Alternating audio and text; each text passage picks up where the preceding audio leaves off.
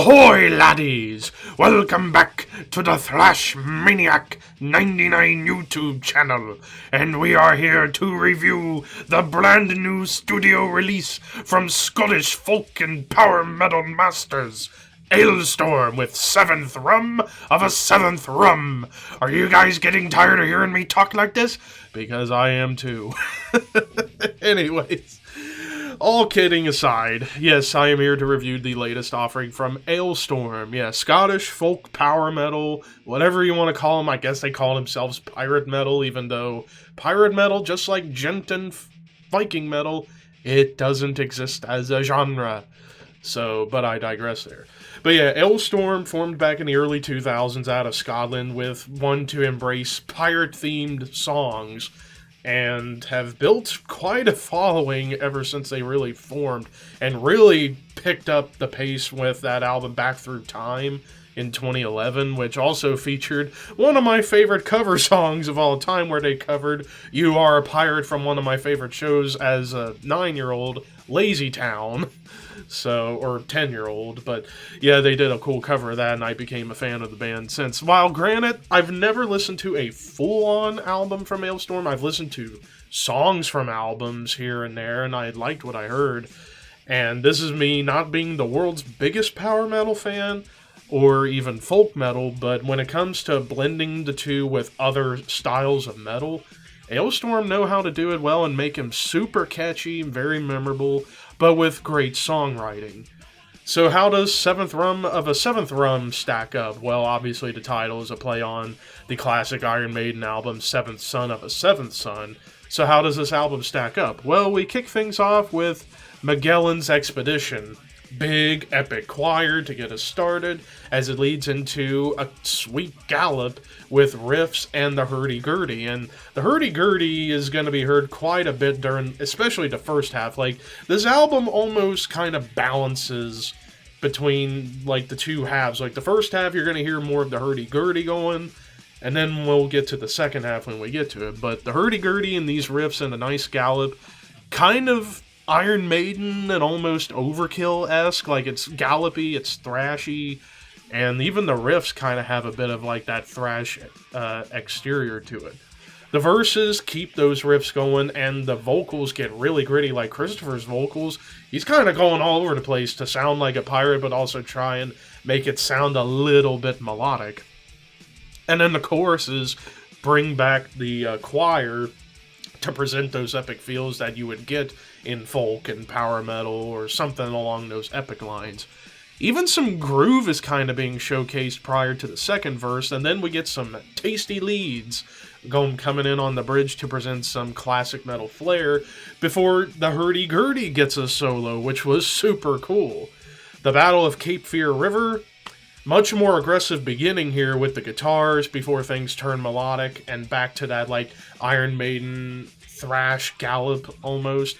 The verses on this track kind of gives off a bit of a Judas Priest vibe, while the choruses, it's like, yeah, the lyrics are goofy, but they're fun. They were just fun, and I couldn't help, well, actually, that's in the next track, but yeah, the lyrics are goofy on here, but they're just filled with a lot of fun.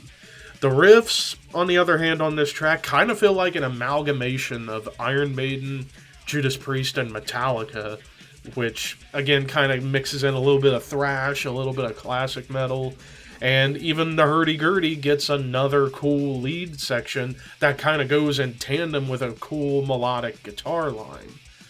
Cannonball, the next track, weird electronic intro before the song unleashes into like thrashy power metal bliss.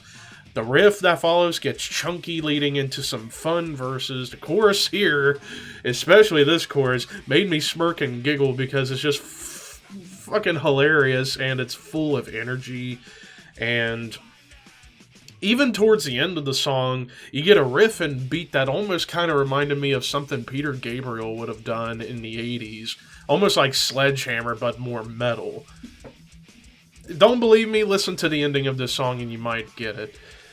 But now we move into the next track, and ladies and gentlemen, it's time for me to start a PART. Why? Because I've gotta! Now that I got that joke out of the way, P-A-R-T-Y, Party's the next track, which, yeah, this one starts off with a really cool acoustic riff that almost reminds me of Heart's Crazy on You, which was really sweet, while the hurdy-gurdy is going to town. The riffs and the vibe on this track definitely feel like 80s pop.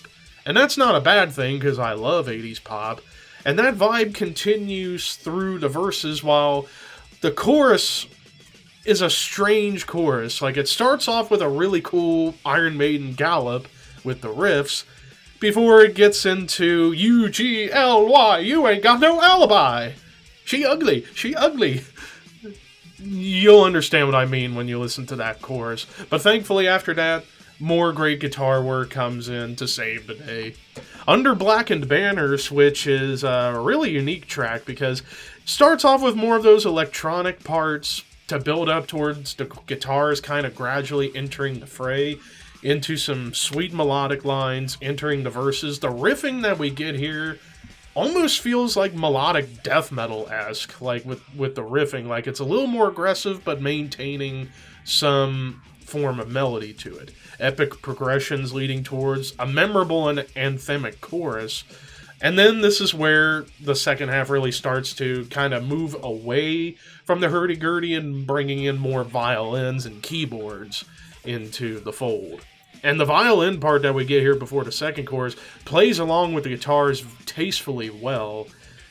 And now I'll save talking about most of the leads towards the end, but on this track in particular, you get like a lot of different instruments having moments of shine. Like the guitars have solos, violin solos, keyboard solos, just kind of flying all over the place. And oh god, now I'm going to have to pronounce this next track. Magyarország, I believe that's how you say it. I probably butchered it and I apologize. It's Hungarian, I know that for sure. More Iron Maiden gallops coming in with a killer melodic lead right out of the gate.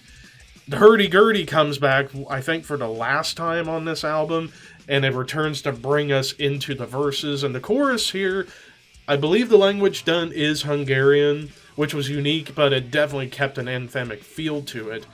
And then even a cool little breakdown in the bridge section. Now we get to the title track. And the title track, Seventh Run of a Seventh Rum, epic horns and guitar progressions leads us to some thrashy energy to begin.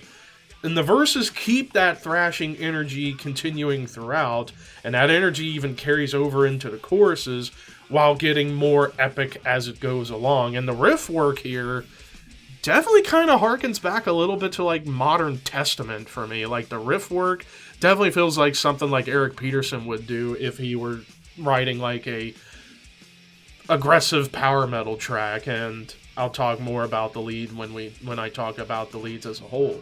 Bite the hook hand that feeds. Again, more gallops, melodic shred immediately out of nowhere to my surprise. But the riffs here definitely kind of feels like Ensiferum, and Ensiferum's a hell of a band to draw your like folk metal inspiration from, because they are one of the best in the genre. And that melodic shred even comes in here and there throughout this track. The choruses bring in some more gang vocals, but with some really cool riffs happening at the same time. And even a story being told in the third verse, which was pretty fun. And then even the breakdown here has got some great drum work, big horns, progressing towards some more craziness to follow. Return to Tortuga. Badass riff right out of the gate that felt like Testament and Metallica had a child. Too bad it was brief, but the horns appear, and it leads us into more thrashy gallops. The horns provide like a sense of royalty, like this song like lyrically is telling stories about royalty, so to speak. And those horns really complement that very well. More gang vocals, but with that storytelling aspect intact. And the violin comes back for some moments of shine. Come to Brazil, which was the shortest song of the album at just a little over 2 minutes and some change. Probably the most aggressive song of the album. It's super fast and aggressive, and the riffing here is more evil and dark, kind of like The Haunted or Slayer, somewhere along those lines. And while the verses have an almost kind of rapped delivery, they're packed with funny lyrics. And the choruses get thrashy, dare I say even death thrashy with the aggression and the speed. Even blast beats come in, and they're like fast blast beats. Faint keyboards can be heard in the background throughout this whole track that kind of sound like 8-bit video game music, which was pretty cool to hear. And then we get to the final track, Wooden Leg Part 3, and I did listen to the other two parts. Part 1 being like a really thrashy track. Part 2, kind of a little bit proggy, a little more mature. Here with Part 3, though, of Wooden Leg, of the Wooden Leg trilogy, definitely much more somber. Like, you start off with beautiful acoustic guitars and the violin to begin this track on a more sorrowful note. As the drums and electric guitars come in, it kind of has a bit of a bluesy vibe to it. And that violin carries this somber atmosphere forward. Spanish lyrics in the first verse, which was, again, unique. The pre-choruses and the choruses themselves are just filled with sorrow and anguish. And then this lead here, the first lead we get here, has more atmospheric feel to it. The bridge brings in Japanese lyrics, which it tells a story about pirates fighting Spanish and Japanese pirates and stuff with the other two parts of Wooden Leg. The violin and the progressions we get build up towards some more leads that trade off with the keyboards, even a quick time signature shift to give it a proggy feel. And then we get to the ending of this track, which felt like a celebration of lost friends as they live on in the skies. So overall, and also to kind of talk more in depth about all the leads, like a lot of the lead work on this album has a lot of classic metal flair, tons of shred.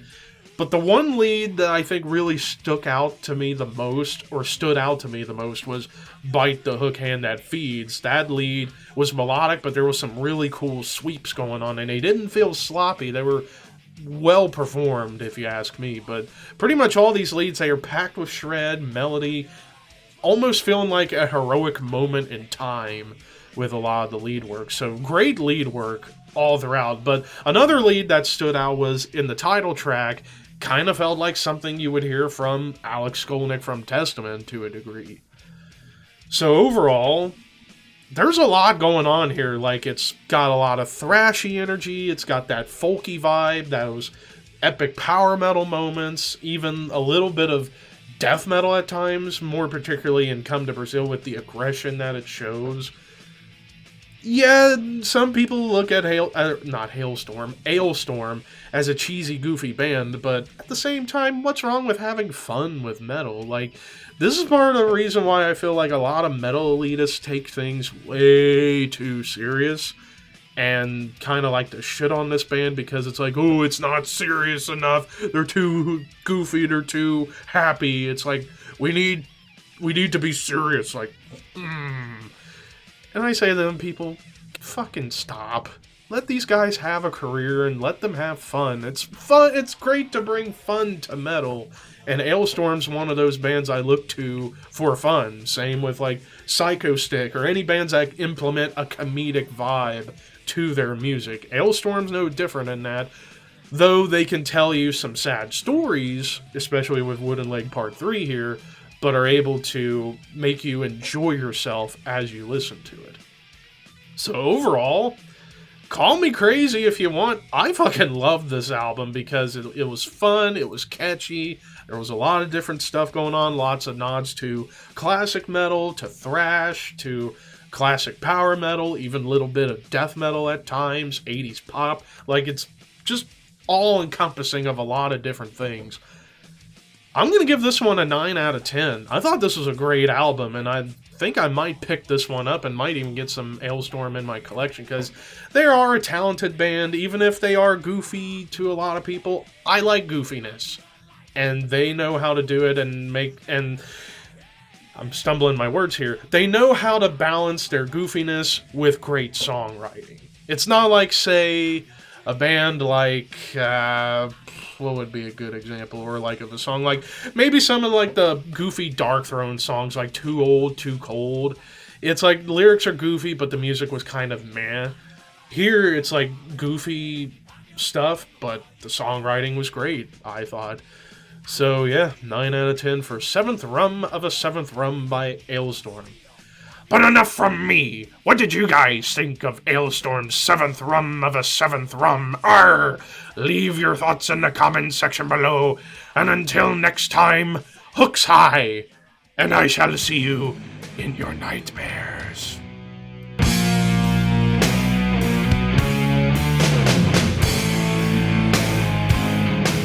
Said Michael was the wait. How was Charles alive again? I brought him back. Oh.